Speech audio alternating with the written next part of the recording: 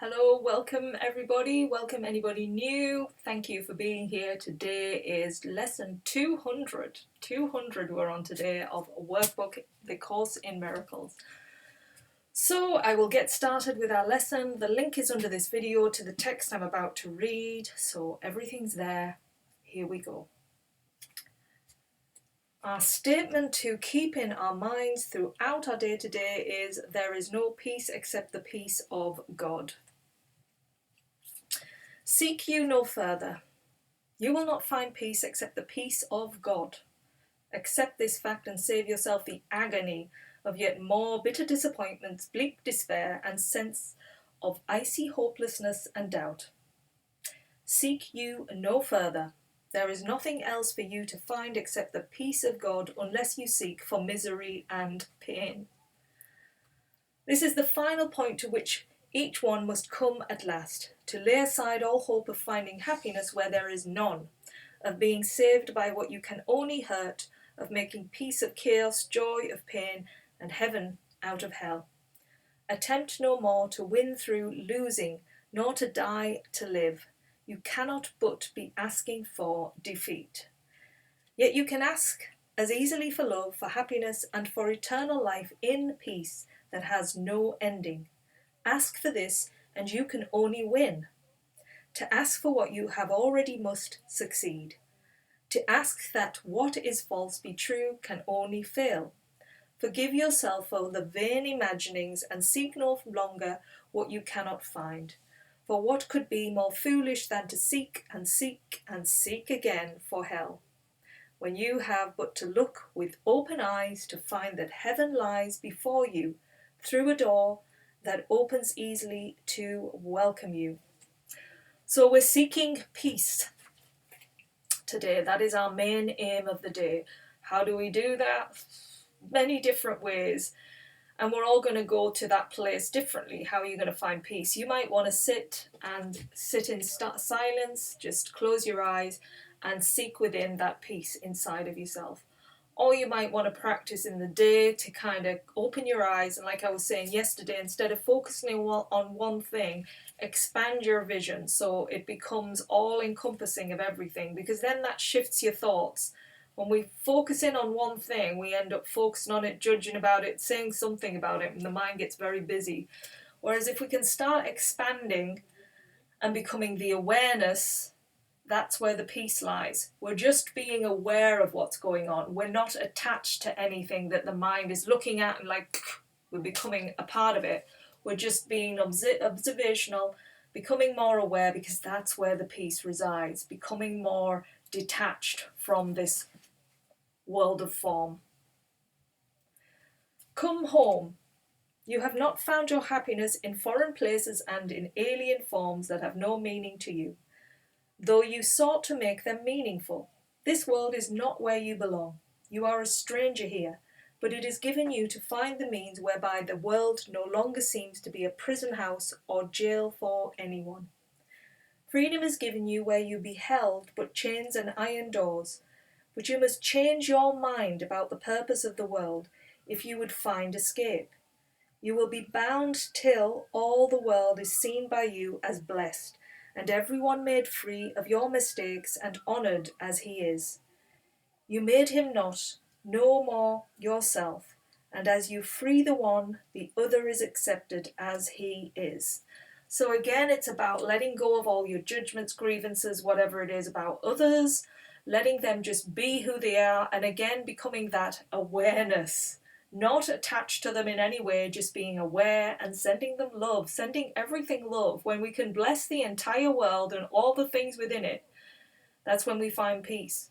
And if we can't do that immediately in our everyday lives, because we so easily just get into that like trance way of living, and you have to kind of keep reminding yourself.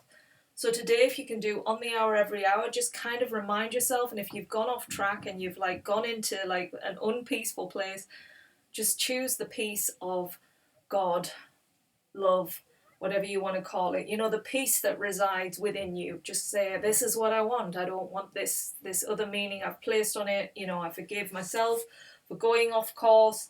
I forgive whoever I've maybe placed a judgment on, or a situation or whatever it is. And today I choose the peace of God. I choose the peace, peace, peace, peace, peace, peace. What does forgiveness do? In truth, it has no function and does nothing, for it is unknown in heaven. It is only hell where it is needed, and where it must serve a mighty function. Is not the escape of God's beloved Son from evil dreams that he imagines yet believe are true a worthy purpose? Who could hope for more, while there appears to be a choice to make between success and failure, love and fear? So yes, forgiveness, although it means nothing to God himself, it does in this world, and the more we can use it as a tool to becoming free, to letting go of all of the suffering in our world and to get to that place of peace, then use it like just a beautiful magical sort of word that is going to just transform things in your life. When you use that word, when you really embody it, when you can become a forgiving person in the world from the heart, you're getting closer to a place of peace, and things around will just shift as you shift, into that place. Because it's about our minds, our perception, how we are reacting in the world. Nobody's perfect. We're all on this journey. We're all trying to get there. We're on lesson 200, everybody. We're making the steps. So well done for you for getting there.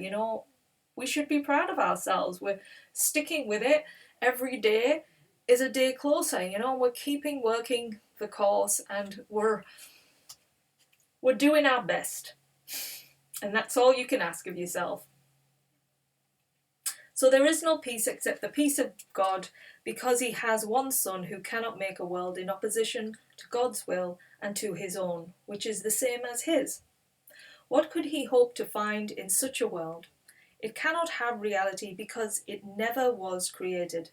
It is here that he would seek for peace. Or must he see that, as he looks on it, the world can but deceive?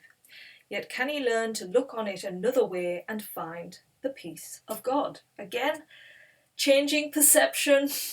We can do that. And that is when you see in the state of mind, that you can be forgiven. If you've heard of the Sedona method, look into it, because it's about going the opposite that we would. It's like welcoming things that are suffering into our lives, welcoming them in and sending love to them. That's what transforms things in the world, really, at the heart. If you can send love to something so grand, there's no other hidden agenda behind it. You're just sending love because it's unconditional. It's never ending in you. The more you give, the more you receive. So when we can get to that place, it's like forgive, surrender, love, do all of these things that might seem this isn't going to do anything, actually does if you really embody them. Don't just listen to the word, actually embody it, become it, transform it. That's the work we have to do, each of us individually, and it's a step. And each time you do it, be joyous that you did it. And each time you didn't, just forgive yourself and get back on to the journey and keep going with it. You're doing really well, you really are. So peace is the bridge that everyone will cross to leave this world behind.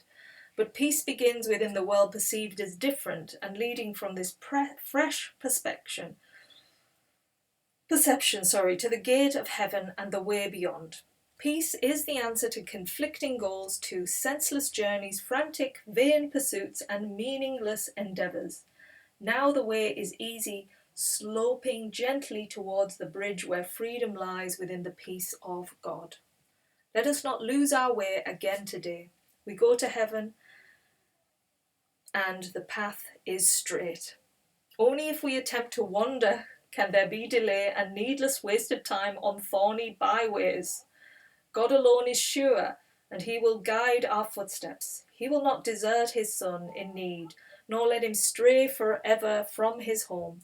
The Father calls, the Son will hear, and that is all there is to what appears to be a world apart from God, where bodies have reality. Gosh, that paragraph is so strong. That is It's so true, we get lost on the pathway, like it said there, you know, we go to heaven and the path is straight, but we attempt to wander, and off we go into needless, meaning, wonderless things, you know, and we lose track. It's like that going into that it's like our unconscious is running the show a lot of the time. We've got to bring ourselves conscious until living this way becomes unconscious, you know. It becomes a way of life to us, because at the minute we're having to really be conscious about what we're doing every day, until the more we do it, the more we keep practicing this, it will go into our subconscious, lock it in, and then the path will be so straight for us. And like, the more we feel the peace, the more it will build the momentum to keep us going as well. So the journey continues. So now is there silence. Seek no further. You have come to where the road is carpeted with leaves of false desires fallen from the trees of hopelessness you sought before. Now are they underfoot, and you look up and on towards heaven with the body's eyes but serving for an instant longer now. Peace is already recognized at last, and you can feel its soft embrace surround your heart and mind with comfort and with love. Today we seek no idols. Peace cannot be found in them. The peace of God is ours, and only this will we accept and want. Peace be to us today.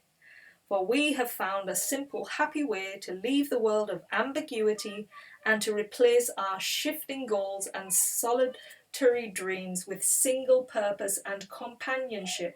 For peace is union. If it be of God, we seek no further.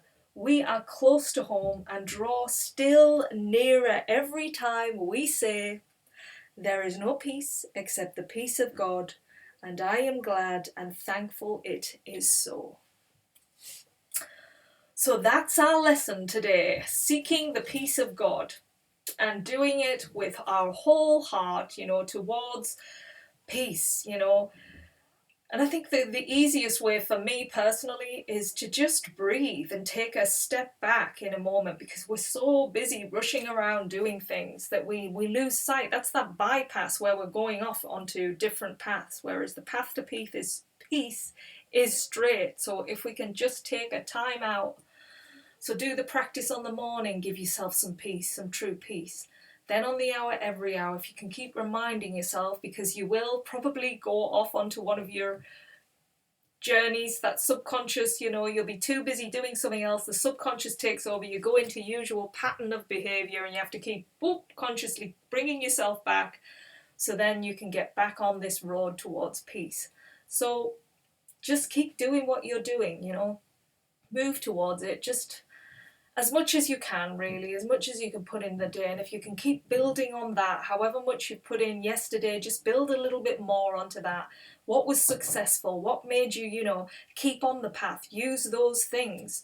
You know you best. You know how it's going to, you know, fit into your life, how it's going to work for you. So create a little plan in the morning, like, I'm going to try this today. Make it exciting, like a curious thing. How am I going to get to the peace of God today? What's going to work for me? What worked for me previously with these lessons? What's been the most successful?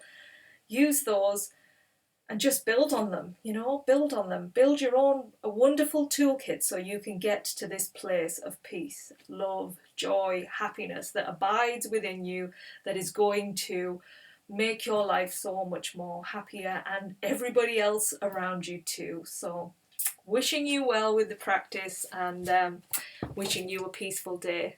Take care. Bye.